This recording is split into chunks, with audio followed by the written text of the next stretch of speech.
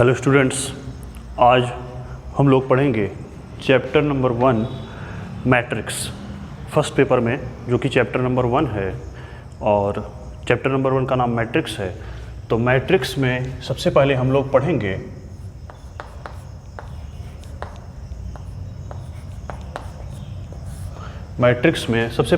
हम लोग मैट्रिक्स ही क्या होता है। एकदम बेसिक से चलते हैं, जो आपने 12th में पढ़ा है वहीं से शुरू करते हैं बस। उसके बाद हम लोग फिर आ जाएंगे जो हमारा ग्रेजुएशन वाला टॉपिक है उसमें। पहले तो जो शुरुआत वाले हैं देखेंगे 12th से मिलता जुलता ही है लगभग। और जैसे इन्वर्स निकालना, वहाँ पर एडजॉइंट या अपॉन डिटर्मिनेंट ऑफ ए से आपने सीखा था, यहाँ वह भी है। और उसके बाद कैली हैमिल्टन थ्योरम से भी है इन्वर्स निकालना, ठीक है। तो आइए देखते हैं मैट्रिक्स क्या होता है। मैट्रिक्स जैसे मान लीजिए आपको कुछ सिस्टम ऑफ इक्वेशन दे दिया जाए। सिस्टम ऑफ इक्वेशन जैसे दे दिया जाए ऐसे, मान लीजिए कि ये है x + 2y, ठीक है। x + 2y है इक्वल टू मान लीजिए 4 दिया गया है। आपका 2x + 3y दिया गया है इक्वल टू मान लीजिए कि ये 5 है, ठीक है। अब अगर इसको आपको एक बड़े ब्रैकेट में डिनोट करना हो, इस वाले टर्म को अगर एक ब्रैकेट में हम डिनोट कर दें, इसको ऐसे डिनोट कर दें ब्रैकेट में, तो इसका कोफिशिएंट x का 1 है, यहाँ पर x का कोफिशिएंट 2 है, यहाँ पर y का कोफिशिएंट 2 है और यहाँ पर y का कोफिशिएंट 3 है। तो यही जो आपका ये बना है बड़े वाले ब्रैकेट में, ये जो सिस्टम बना है, इसे ही हम क्या कहते हैं, मैट्रिक्स कहते हैं। अब जैसे मान लीजिए कि इसमें हम एक और इक्वेशन बढ़ा दें, 4x + 8y इक्वल टू मान लीजिए कि ये है 10 है, ठीक है। एक और इक्वेशन बना दिए। अब इसके लिए जो सिस्टम हम लोग बनाएंगे वो सिस्टम कौन सा होगा, वो सिस्टम होगा, अब पहले का कोफिशिएंट 1, दूसरे वाले x का कोफिशिएंट 2, तीसरे वाले x का कोफिशिएंट 4, इस वाले y का कोफिशिएंट 2, इस वाले y का कोफिशिएंट 3, इस वाले y का कोफिशिएंट 8। तो इसे ही हम क्या कहते हैं, मैट्रिक्स कहते हैं। इसे ही हम क्या कहते हैं, मैट्रिक्स कहते हैं। तो ये होता है आपका मैट्रिक्स, ठीक है। अब ये तो हो गया इक्वेशन से मैट्रिक्स की डेफिनेशन। अब मैट्रिक्स एक्चुअल में क्या होता है, मैट्रिक्स एक्चुअल में क्या होता है, इसके लिए हम लोग करते क्या है कि एक m/n का मतलब m/n का एक हम टेबल बना लेते हैं। मैट्रिक्स क्या होता है, एक रेक्टेंगुलर टेबल होता है। अब इसका नोटेशन देख लीजिए, जैसे ये लिखा गया है 1 2 2 3, इसके और नोटेशंस होते हैं। तो फिर हम लोग आते हैं मैट्रिक्स की एक्चुअल डेफिनेशन पे। थोड़ा सा नोटेशन पर भी और जान लीजिए। इसको अगर ऐसे भी लिख दिया गया 1 2 2 3, अगर हम इसको मैट्रिक्स कह रहे हैं तो यह भी क्या होगा, मैट्रिक्स होगा। चाहे बड़ा वाला ब्रैकेट लिखे चाहे छोटा वाला। अब ये हो गया बड़े वाले ब्रैकेट में, ये हो गया छोटे वाले ब्रैकेट में, ठीक है। अब एक और नोटेशन होता है, डबल बार में लिख देते हैं। डबल बार में ये 2 बार है तो डबल बार, 2 बार है, 2 लाइन है तो डबल बार। बार मतलब एक तरीके से आप कह दीजिए कि लाइन या आपका 2 पैरेलल लाइंस, 1 2 2 3, ठीक है। तो ये हो गया मैट्रिक्स का नोटेशन, यह भी मैट्रिक्स का नोटेशन है। और कभी कभी हम मैट्रिक्स को ऐसे भी लिख देते हैं। अब आते हैं, ये तो इक्वेशन से मैट्रिक्स की डेफिनेशन हो गया। अब हम लोग आते हैं मैट्रिक्स की डेफिनेशन, देखते हैं एक्चुअल में जो मैट्रिक्स की डेफिनेशन होता है वो कैसे होता है। मैट्रिक्स क्या होता है, अब जैसे इसको ही देख लीजिए, यह सब क्या बना था, एक रेक्टेंगुलर टेबल होता है जिसमें m रो और n कॉलम होता है।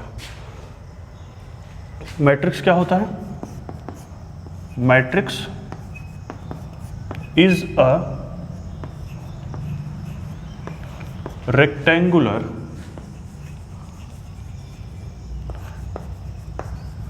table having m rows and n columns। Rectangular table, आप रेक्टेंगुलर टेबल किसका बनता है, ऑफ नंबर्स, संख्याओं का। और संख्याएं उसमें कौन कौन सी हो सकती हैं, दोनों टाइप की हो सकती हैं, रियल और complex.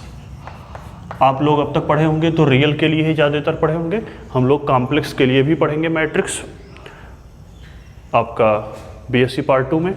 Having m rows and n columns, या इसको हम m n को चेंज भी कर सकते हैं, ऐसा नहीं है कि m और n ही सिर्फ होता है, ऐसा बिल्कुल नहीं है।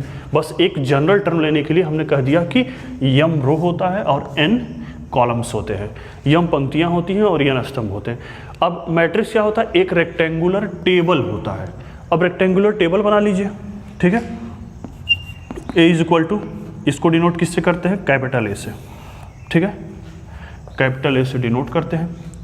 तो इसको हम लोग बना लेते हैं, तो कैसे लिखेंगे, यहाँ पर होता है A11, A12, A13 dot dot dot, कितने कॉलम हैं।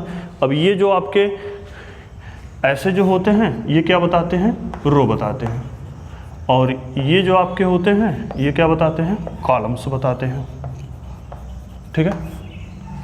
जो सीधी सीधी लाइन होती है ये वाली पड़ी हुई लाइंस ये पंक्तियां बताती हैं, और ये जो खड़े वाले होते हैं ये कॉलम्स, कॉलम मतलब स्तंभ होता है आपका। तो एकदम बेसिक चीज़ है, कुछ आपका इसमें है नहीं। A12, A11, A12, A13 से लेके A1n, ठीक है। इसी तरह से यहाँ पर होगा A22, A23 आपका पहला A21 होगा, A21, A22, A23 dot dot A2n। यहाँ पर देख लेते हैं, तो यहाँ पर होगा आपका, तो A12 के बाद AM1, AM2, A सफिक्स में है, M2, AM3 dot dot AMN। तो इसमें ध्यान से गिन लीजिए, रो आपके कैसे होते हैं, ऐसे जो पड़ी हुई लाइंस होती हैं ये रो आपके ऐसे होते हैं, ठीक है। तो 1 2 यहाँ 3 4 करते करते कितने रो हैं, ये आपके m रो हैं, और कॉलम्स ऐसे होते हैं। तो 1 2 3 कॉलम आपका करते करते कितने कॉलम है, n कॉलम है, ठीक है। तो n कॉलम है, तो यहाँ पर कुल कितने होंगे आपके। अब इसका हम लिख देते हैं ऑर्डर, इसका क्या लिख देते हैं, ऑर्डर।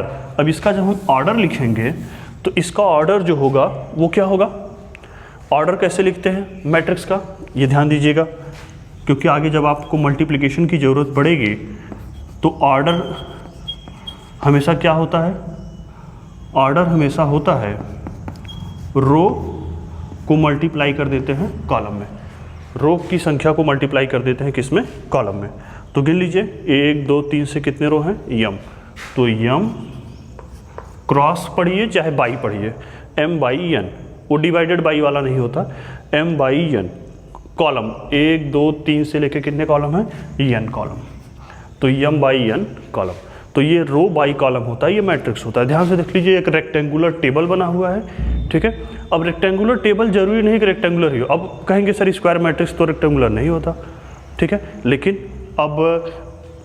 अब रेक्टेंगल भी कब बराबर होता है, जब दोनों साइड आपके बराबर हो जाए, जब रो में रो की संख्या कॉलम की संख्या बराबर होगा तो आपका स्क्वायर मैट्रिक्स बन जाएगा आगे चल के, ठीक है। लेकिन मैट्रिक्स की बेसिक डेफिनेशन क्या है, यह एक क्या होता है, रेक्टेंगुलर टेबल होता है ऐसे ही, ठीक है, जिसमें m रो और n कॉलम होते हैं। किसका होता है, नंबर्स का। नंबर कौन कौन से होते हैं, रियल या कॉम्प्लेक्स, मतलब 0 1 2 3 4 ऐसे भी हो सकते हैं, -1 -2 -3 -4 ऐसे भी हो सकते हैं। कॉम्प्लेक्स मतलब i भी हो सकता है, -i भी हो सकता है, 2i भी हो सकता है, -2i भी, 0 + 4i भी हो सकता है, 3 + 4i भी हो सकता है, 3 - 4i भी हो सकता है। तो ये होता है आपका क्या, मैट्रिक्स। अब जैसे ऑर्डर आप लिखना सीख लीजिए, क्योंकि आगे जो आपके क्लासेस हैं मतलब उसमें आपको ऑर्डर जो है वो जानना ज़रूरी है, क्योंकि आगे हमें इसका यूज़ मिलेगा। अब जैसे मान लीजिए अगर एक मैट्रिक्स ऐसे लिख दिया गया 2 3 4 1, अगर ये है, ठीक है, तो इसका ऑर्डर कितना होगा, रो गुणे कॉलम लिखते हैं, रो बाई कॉलम। तो रो कितना है, 1 2, तो रो हो गया 2, कॉलम 1 2, तो कॉलम हो गया आपका 2, तो रो बाई कॉलम हो गया। अब मान लीजिए इसमें 3 2 कर लिया, तो 3 2 कर लिया तो 1 2 3 रो हो गया, तो कॉलम 3 है, सॉरी 1 2 3, आपके रो 1 2 3, 3 रो हो गए, कॉलम 1 2, तो कॉलम 2 है, तो 3/2 इसका ऑर्डर हो जाएगा। तो आगे हमें ये देखना है। इसके बाद हम लोग देखते हैं नेक्स्ट हेडिंग जो हमारा है types of matrix. Next heading जो है वो है टाइप्स ऑफ मैट्रिक्स।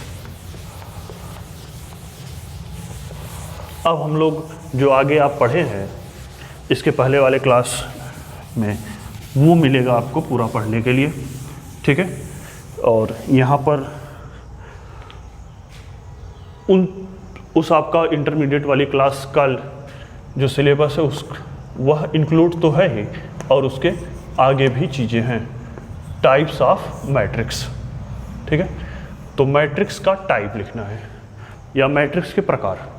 तो पहला टाइप होता है आपका, पहला टाइप होता है नंबर 1 आपका स्क्वायर मैट्रिक्स। स्क्वायर मैट्रिक्स, बहुत ढेर सारे टाइप पढ़ने, आज हम लोग इसका टाइप ही कंप्लीट करेंगे। अब देखेंगे कि पूरा देखेंगे 12th वाला ही मिलेगा। स्क्वायर, अब सोचिए स्क्वायर कैसे बनता है।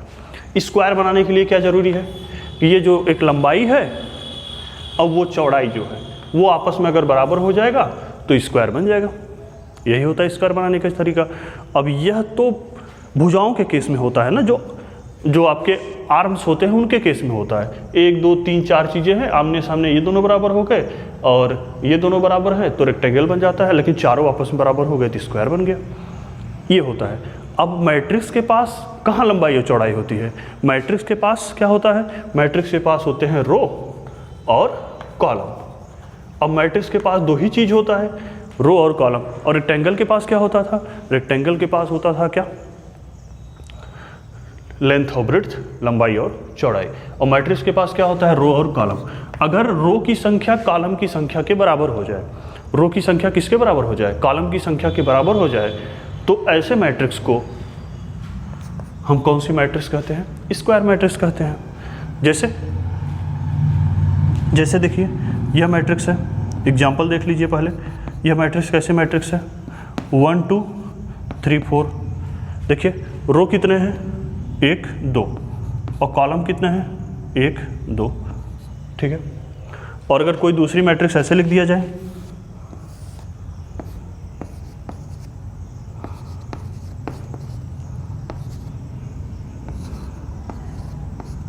अब देखिए ये तो कितने रो हैं? 1 2 3 रो हैं, 3 हो गया।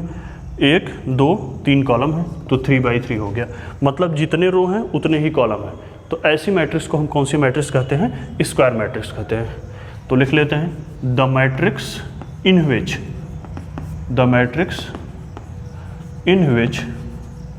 Number of rows is equal to number of columns.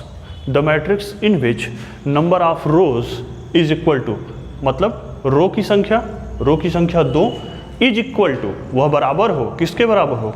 Number of column की संख्या के। तो कॉलम की संख्या भी 2 है और रो की संख्या भी 2 है। तो ऐसे अब मैट्रिक्स के पास तो लेंथ और ब्रेड्थ होता नहीं है, इसके पास दो ही चीज़ें होती हैं। क्या? एक आपका होता है आपका रो और दूसरा होता है कॉलम। अगर रो की संख्या कॉलम की संख्या के बराबर हो जाए तो ऐसी मैट्रिक्स को हम कौन सी मैट्रिक्स बोलेंगे? Square matrix. The matrix in which number of rows is equal to number of columns is called square matrix. तो उसे हम कहेंगे वह स्क्वायर मैट्रिक्स है, ठीक है। उसे हम कौन सी मैट्रिक्स कहेंगे? स्क्वायर मैट्रिक्स कहेंगे। इसके बाद नेक्स्ट मैट्रिक्स हम लोग देखते हैं। एग्जाम्पल में आप इसको लिख सकते हैं या कुछ भी, कोई भी, ठीक है। अब अगर आपसे ये पूछा जाए क्या ये स्क्वायर मैट्रिक्स है? क्या ये स्क्वायर मैट्रिक्स है? नहीं है। क्यों नहीं है? क्योंकि इसमें रो की संख्या 1 2 3 रो है, लेकिन कॉलम कितने हैं? 2 हैं। तो यह एक स्क्वायर, यह मैट्रिक्स है लेकिन स्क्वायर मैट्रिक्स नहीं है, क्योंकि यहाँ पर रो की संख्या आपका 3 है और कॉलम कितना है? 2 है। क्योंकि ये दोनों बराबर नहीं है, रो की संख्या कॉलम की संख्या, इसलिए हम मैट्रिक्स तो हो सकता है लेकिन आपका स्क्वायर मैट्रिक्स नहीं होगा। आगे हम लोग आते हैं दूसरी मैट्रिक्स पर, लिखते हैं नल मैट्रिक्स या जीरो मैट्रिक्स। अब नाम ही है जीरो इसका, जो सेकंड मैट्रिक्स है हमारा, उसका नाम ही है नल मैट्रिक्स या zero matrix.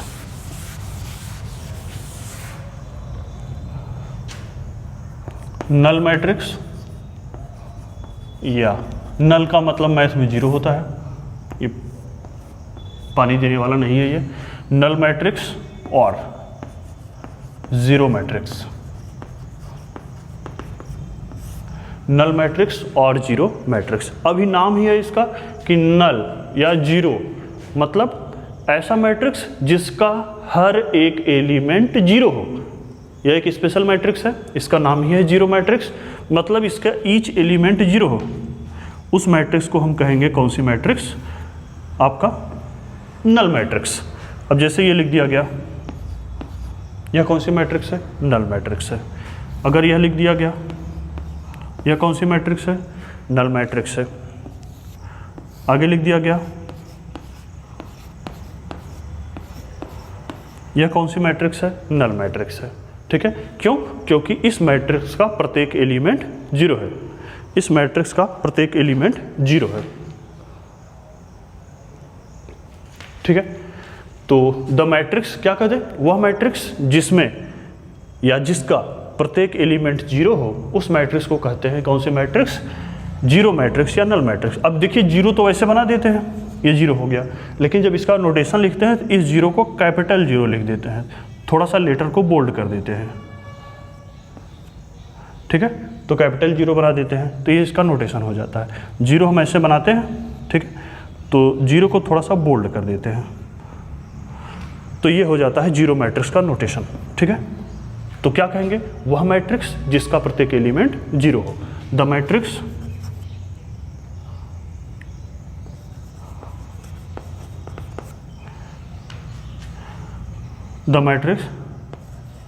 which have all elements zero. वह मैट्रिक्स जिसका all एलिमेंट मतलब प्रत्येक एलिमेंट, which है मतलब जिसका प्रत्येक element, which have all elements are zero, is called उसे कहते हैं is called जीरो मैट्रिक्स। इसका नाम ही है जीरो, तो इसको कुछ याद रखने के लिए कुछ ज़रूरत ही नहीं है। वह मैट्रिक्स जिसका कुल एलिमेंट जीरो हो, तुरंत उसको हम कौन सी मैट्रिक्स बोल देंगे? जीरो मैट्रिक्स या null matrix. The matrix which have all elements zero, वह मैट्रिक्स जिसका प्रत्येक एलिमेंट जीरो हो, वह कौन सा मैट्रिक्स हो जाएगा? नल मैट्रिक्स या जीरो मैट्रिक्स। इसके बाद नेक्स्ट मैट्रिक्स देखते हैं। इसके बाद दो मैट्रिक्स और दिया है जिसे आप जानते हैं, रो और कॉलम मैट्रिक्स। उसके बाद फिर नेक्स्ट हेडिंग देख लेते हैं, फिर तब शुरू करते हैं। उसके बाद फिर मल्टीप्लिकेशन है। मल्टीप्लिकेशन तो आप लोग पढ़े ही हैं, तो थोड़ा सा बात कर लेते हैं रो मैट्रिक्स और कॉलम मैट्रिक्स पर। उसके बाद फिर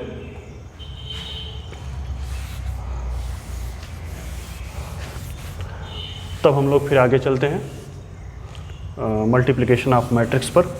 तो मल्टीप्लिकेशन कैसे होता है यह भी आपको बता दिया जाए। ठीक है, हम लोग पढ़ रहे हैं टाइप्स ऑफ मैट्रिक्स। अब जैसे आपको कह दिया गया कि रो मैट्रिक्स क्या होता है, तो रो मैट्रिक्स, अब देखिए ध्यान से, रो मैट्रिक्स जिसमें सिर्फ रो हो, जिसमें सिर्फ क्या हो? रो हो। अब जैसे मान लीजिए यह दे दिया गया ABC, यह कौन सी मैट्रिक्स है? रो मैट्रिक्स है। और अगर ये लिख दिया गया 1 4 0, या लिख दिया 1 ओमेगा स्क्वायर, ठीक है, या लिख दिया गया 0 1 0, ठीक है। तो ऐसे अब अगर इसको कह देंगे, अगर इसको कह दीजिए 0 0 0, तो यह अब जीरो मैट्रिक्स भी है और इसके साथ साथ कौन सा मैट्रिक्स है? रो मैट्रिक्स भी है। तो 1 लिख लिए, तो वह मैट्रिक्स जिसमें सिर्फ रो वाले ही एलिमेंट, देखिए सिर्फ रो है। अगर इसमें हम दूसरी लाइन लिख देंगे तो कॉलम भी बनने लगेगा आपका, तो इसलिए इस मैट्रिक्स को हम सिर्फ और सिर्फ रो हो, उसे कौन सी मैट्रिक्स कहेंगे? Row matrix. इसी तरह अगर आपका कॉलम हो, कॉलम मैट्रिक्स, नाम ही है इसका कि सिर्फ क्या हो, इसमें कॉलम हो, कॉलम मैट्रिक्स, ठीक है, कॉलम मैट्रिक्स। अब कॉलम मैट्रिक्स क्या होता है? कॉलम मैट्रिक्स क्या होता है? कॉलम मैट्रिक्स बताने के लिए हम लोग क्या करेंगे कि अब अगर इसमें सिर्फ कॉलम ही हो, मतलब ABC जो रो में है, अगर ये ऐसे हो, सिर्फ कॉलम में हो, ठीक है। अगर ऐसे लिखा गया हो 0 to 5, अगर ऐसे लिखा गया हो I 2i माइनस 5i, तो यह कौन सी मैट्रिक्स है आपका? यह कौन सी मैट्रिक्स है? कॉलम मैट्रिक्स है। क्यों कॉलम मैट्रिक्स है? क्योंकि इसका जो प्रत्येक एलिमेंट है वह किस में लिखा गया है? सिर्फ और सिर्फ कॉलम में है। यह आपका लिखा गया था I 2i और माइनस 5i, तो देखिए इसमें सिर्फ कॉलम मिल रहा है तो कॉलम मैट्रिक्स, सिर्फ रो मिल रहे हैं तो यह कौन सी मैट्रिक्स? Row matrix. ठीक है। इसके बाद आपका मैट्रिक्स का मल्टीप्लिकेशन है, मैट्रिक्स का मल्टीप्लिकेशन। तो मल्टीप्लिकेशन ऑफ मैट्रिक्स ये आप जानते हैं इसे, आप चाहें तो लिख लें और अगर कोई कन्फ्यूजन है तो नोट कर लें, नहीं तो जानते हैं तो ठीक है। Multiplication of matrix.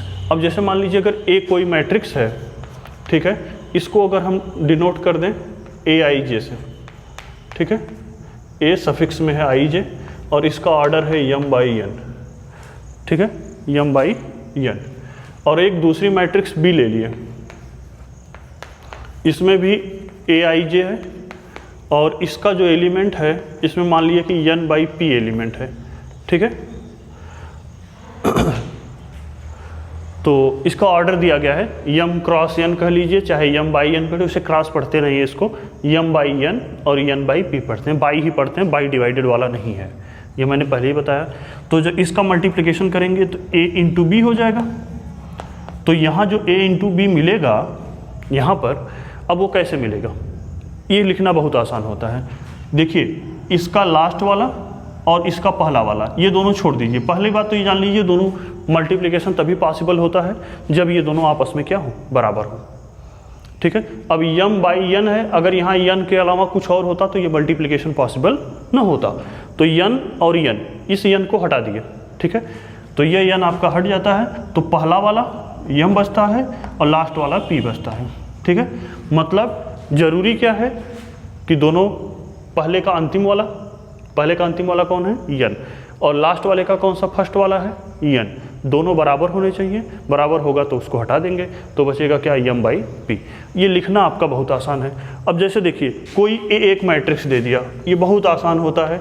एक कोई मैट्रिक्स दे दिया और इसका ऑर्डर दे दिया 2/3, b एक कोई दूसरी मैट्रिक्स दे दिया, इसका ऑर्डर दे दिया 3/2। अब अगर a b का गुणा करोगे तो क्या मिलेगा? बहुत आसान है, ठीक है। ये देखिए दोनों आपस में बराबर है ना, तो 3 है, तो 3 हट जाएगा आपका, तो पहले वाला बचेगा और लास्ट वाला बचेगा। बराबर है तो बराबर वाला हटा दीजिए, ठीक है, तो क्या बचेगा? 2/2 ऑर्डर का बचेगा। अब इसी तरह से अगर a मान लो कोई दूसरी मैट्रिक्स है, उसका ऑर्डर 2/3 नहीं है, 3/2 है, और b एक कोई दूसरी मैट्रिक्स है, उसका ऑर्डर अगर मान लो 2/3 है, तो क्या बचेगा? लास्ट वाला इसका, फर्स्ट वाला इसका, आपस में बराबर है, इसको हटा दो तो क्या बचेगा? 3/3। तो a इंटू बी जो होगा आपका, a इंटू बी, वह जो मैट्रिक्स मिलेगा वह कितने ऑर्डर का होगा? 3/3 ऑर्डर का होगा, ठीक है। कितने ऑर्डर का होगा? 3/3। इसी तरह से मान लो अगर बराबर हो जाए, a का ऑर्डर मान लो 3/3 है, b का ऑर्डर भी 3/3 है, ठीक है। अब तब भी वही देखेंगे, पहले वाले का लास्ट वाला और लास्ट वाले का फर्स्ट वाला, दोनों बराबर है, हट जाएगा तो बचेगा क्या? पहला और लास्ट वाला। तो a इंटू बी कितना आएगा? तो पहला वाला इंटू लास्ट वाला। यही होता है मैट्रिक्स का मल्टीप्लिकेशन। और कैसे करते हैं? a और b आपका कैसे निकालते हैं? a और b कैसे निकालते हैं? a और b का मल्टीप्लाई कैसे करते हैं? रो को कॉलम में मल्टीप्लाई कर देते हैं, हर एक एलिमेंट मल्टीप्लाई करके जोड़ते चले जाते हैं। जैसे यहाँ का रो और यहाँ का कॉलम, पहले को पहले में, दूसरे को दूसरे में, तीसरे को तीसरे में। ये अभी आगे है, अभी बताया जाएगा आपका यह। तो अब लोग थोड़ा सा आगे चलते हैं। ये तो बेसिक चीज़ था आपका, एकदम बेसिक, जो पहले से पढ़े हैं वो। अब देखते हैं अपर ट्रायंगुलर और लोअर ट्रायंगुलर मैट्रिक्स, दोनों को एक साथ बताते हैं।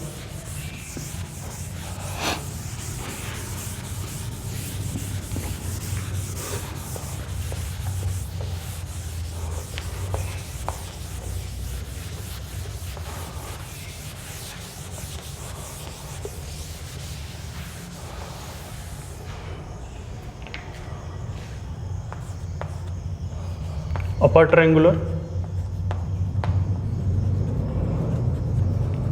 Triangular matrix. पहले इसको देखते हैं, उसके बाद नेक्स्ट हेडिंग फिर हम लोग देख लेंगे लोअर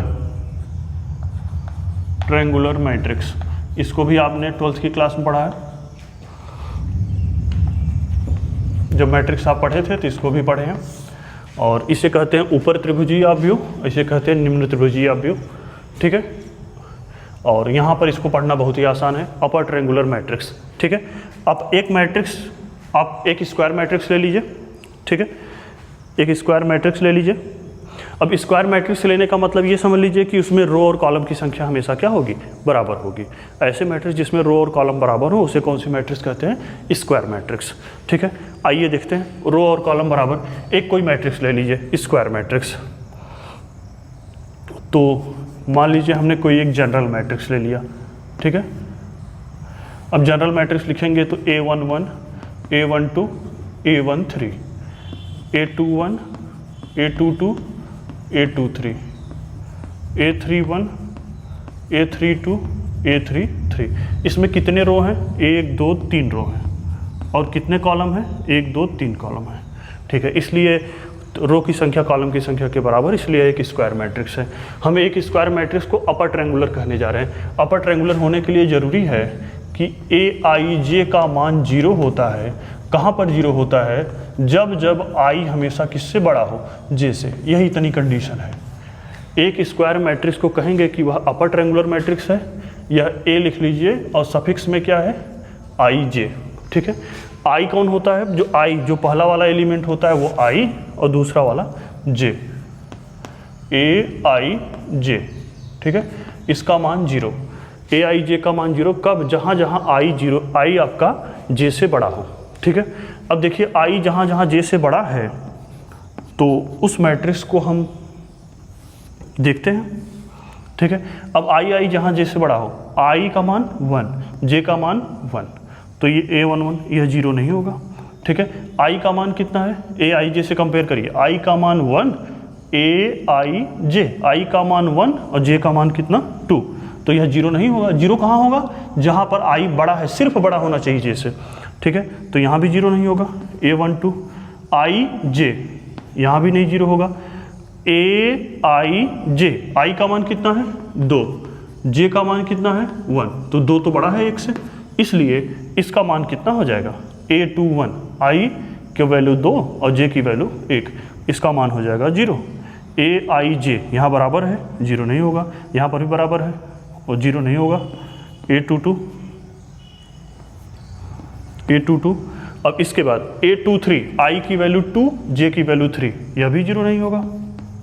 अब यहाँ देखिए A33, यह भी 0 नहीं होगा, A33 यह भी 0 नहीं होगा। और A31 0, i की वैल्यू 3, j की वैल्यू 1, और यह भी कितना 0।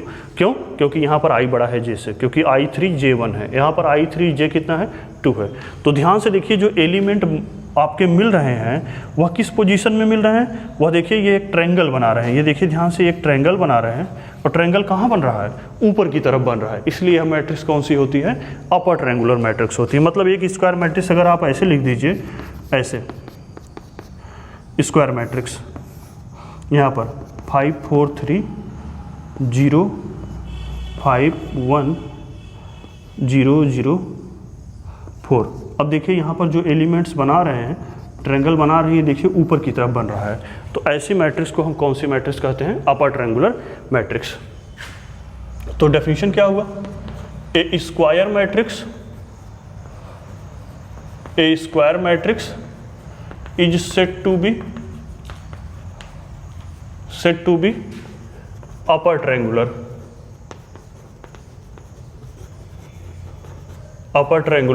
इफ aij बराबर 0, किसके लिए, i ग्रेटर देन j के लिए। अब देखिए अगर ट्रायंगल आपका अपर पोजीशन बने, ध्यान से देखिए, ये जो एलिमेंट्स मिल रहे हैं वो ऐसे मिल रहे हैं और यहाँ वाला 0 है। अब ये ट्रायंगल अगर ऊपर की तरफ मिल रहा है तो ये अपर ट्रायंगुलर मैट्रिक्स। अब एकदम यहाँ पर यही इसी का उल्टा है, अगर ट्रायंगल यहाँ पर कहाँ होना चाहिए, ट्रायंगल होना चाहिए कहाँ पर, लोअर पोजीशन में। यहाँ ट्रायंगल बनना चाहिए कहाँ पर, ऊपर, तो ऊपर बना है तो अपर ट्रायंगुलर, और अगर लोअर मतलब लो मतलब नीचे, अगर आपका नीचे बन जाए मतलब ऐसा कुछ ट्रायंगल बनेगा, ऐसे नीचे की तरफ, तो लोअर ट्रायंगुलर। तो एकदम यही डेफिनेशन है, a square matrix is said to be, यहाँ पर अपर ट्रायंगुलर था तो इस बार लोअर ट्रायंगुलर कह देंगे, अगर ए आई जे का मान 0 हो, और कब, जब आई लेस देन जे हो। क्या हो, आई ग्रेटर देन जे था ना, इस बार लेस देन जे कर लेते हैं, आई लेस देन जे कर लेते हैं। जहाँ जहाँ पर आई जे से छोटा है, जहाँ जहाँ पर आई जे से छोटा है उसे हम क्या, कौन सी मैट्रिक्स कह देंगे, लोअर ट्रायंगुलर मैट्रिक्स तब वो बनाएगा जहाँ जहाँ आई जे से छोटा हो जाएगा, ए आई जे बराबर 0 के लिए। अब देखिए, अब यहाँ पर बनाइए ए इक्वल टू, कहाँ कहाँ आई जे से छोटा है, यहाँ बराबर है, ये 0 नहीं होगा, यहाँ बराबर, यहाँ देखिए ये 0, आई का मान 1, जे की वैल्यू 2, आई का मान 1, जे की वैल्यू 3, 0। यहाँ देखिए I2 है, J1 है, तो यह 0 नहीं होगा, A12। यहाँ देखिए I की वैल्यू 3, J की वैल्यू 1, यह भी 0 नहीं होगा, ठीक है।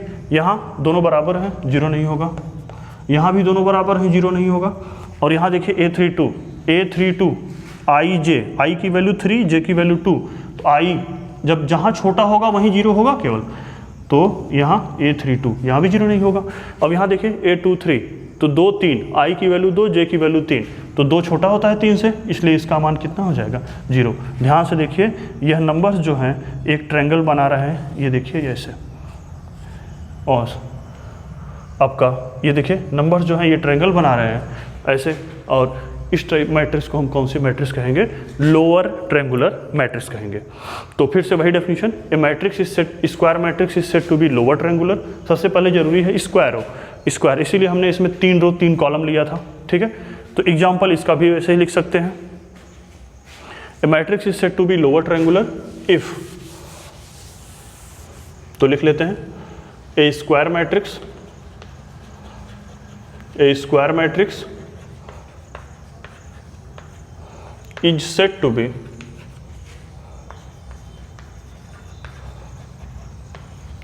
lower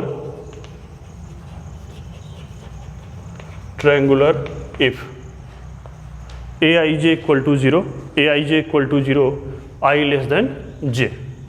अगर i j से छोटा है तो aij का मान कितना होगा, 0 होगा, ठीक है। ये आपका मैट्रिक्स होता है लोअर ट्रायंगुलर मैट्रिक्स। इसके बाद बहुत ही सिंपल है, क्या है, अगर ट्रायंगल ऊपर की तरफ बन रहा है, देखिए ऊपर की तरफ ट्रायंगल बन रहा था तो अपर ट्रायंगुलर। अब अगर यही ट्रायंगल आपका नीचे की तरफ बन जाए, ये सब 0 हो जाए, तो ये हो जाएगा लोअर ट्रायंगुलर मैट्रिक्स। इसका भी एग्जांपल हम लोग ऐसे ही लिख सकते हैं। इसका एग्जांपल अगर लिखना हो तो ऐसे लिख दीजिए 1 5 या 8 कर लीजिए, 5 0 0 0 और आपका 6 3 1। अब देखिए इसमें से भी एक आख एलिमेंट 0 कर सकते हैं, लेकिन 0 मेन ये जरूरी है कि ये 0 हो। तो ये देखिए एलिमेंट्स नीचे बन रहे हैं, नीचे जो ट्रायंगल बना रहे हैं ट्रायंगल फॉर्म वो नीचे की तरफ है ट्रायंगुलर, तो उस मैट्रिक्स को कहेंगे लोअर ट्रायंगुलर मैट्रिक्स, ठीक है। अब नेक्स्ट देखते हैं हम लोग, नेक्स्ट है आपका अपर ट्रायंगुलर लोअर ट्रायंगुलर के बाद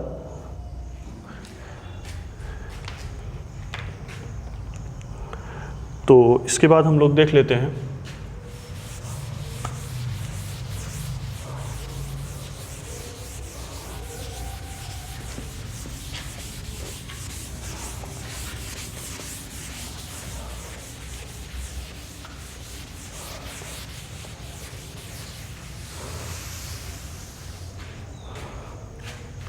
इसके बाद देखते हैं डायगोनल मैट्रिक्स।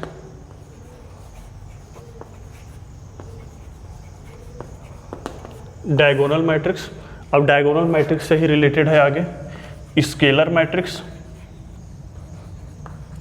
और स्केलर मैट्रिक्स से ही रिलेटेड है आपका आगे आइडेंटिटी मैट्रिक्स, जो सबसे ज़्यादा पढ़ा जाता है आइडेंटिटी मैट्रिक्स, या इसे हम और नाम देते हैं यूनिट मैट्रिक्स,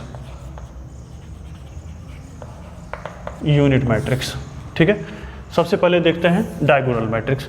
वह मैट्रिक्स जिसमें सिर्फ डायगोनल वाले ही एलिमेंट हों उसे हम कौन सी मैट्रिक्स कहते हैं? नाम ही है डायगोनल, विकर्ण।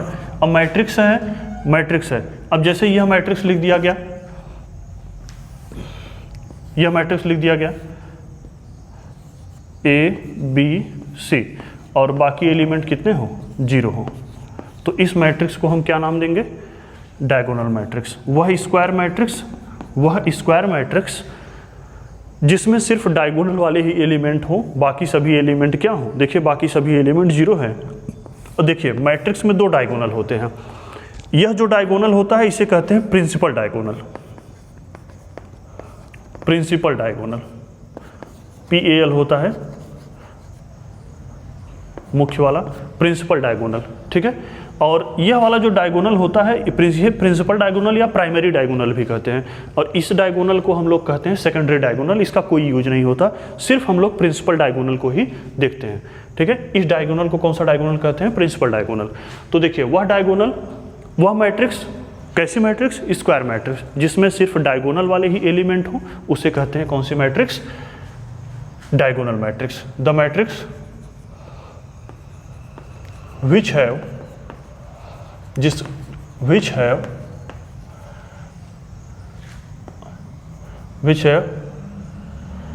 only diagonal elements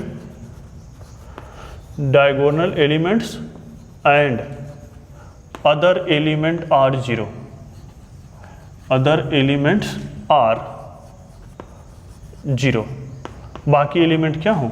0 हो। उस मैट्रिक्स को कौन सी मैट्रिक्स कहते हैं हम लोग?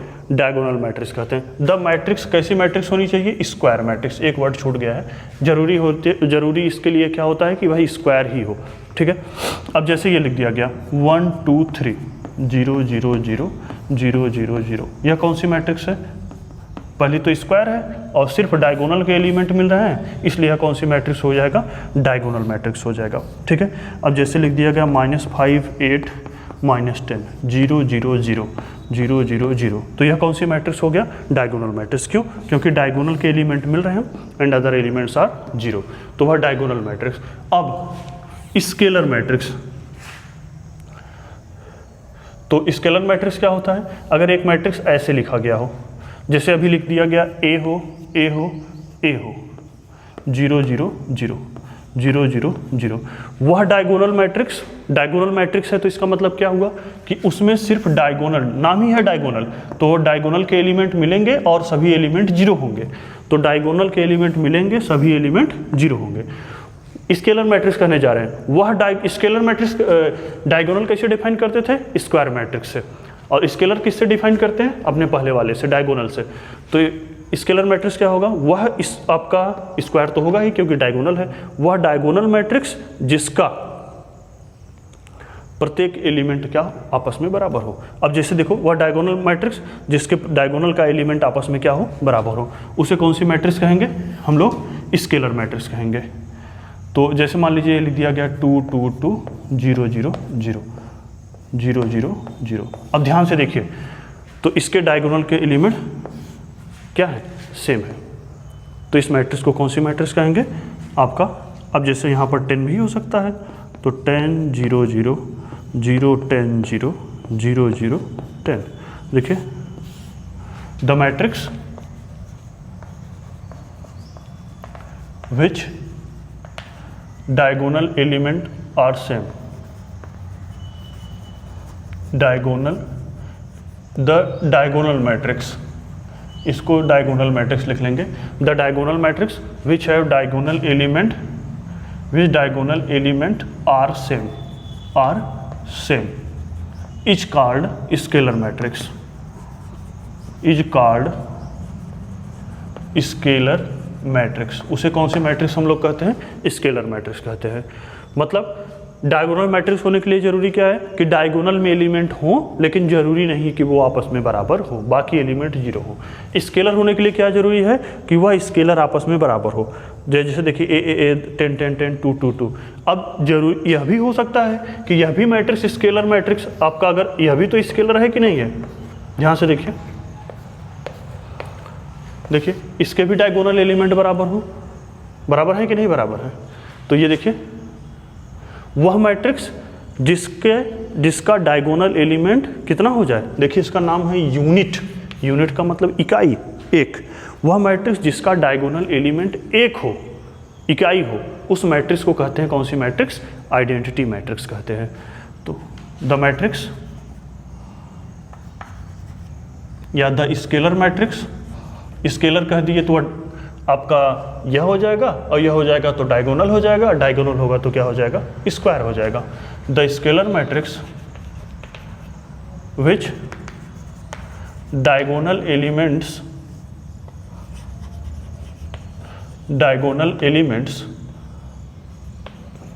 इज वन, वन का मतलब unit, is called unit matrix या आइडेंटिटी मैट्रिक्स।